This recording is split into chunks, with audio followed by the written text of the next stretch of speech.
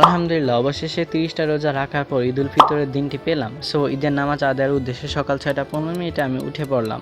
আজকে আকাশটি খুবই চমৎকার, কারণ বেশিরভাগ সময়টিতেই ঈদের দিন বৃষ্টি হয়ে থাকে, তবে আজ তার ব্যতিক্রম এবং বাইরে খুবই শীতল আবহাওয়া ছিল।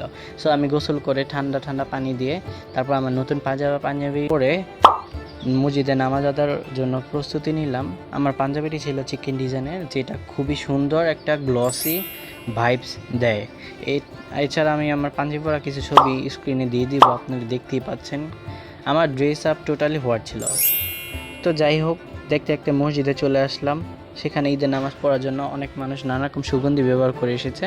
নামাজ শেষে আমি ছোট ভাই আব্বুর সাথে একটু মুসাফা কোলাকুলি করলাম। তারপরে কবরস্থানে গেলাম দাদার কবর জিয়ারতের জন্য। আসার সময় আলবির সাথে একটু দেখা করলাম।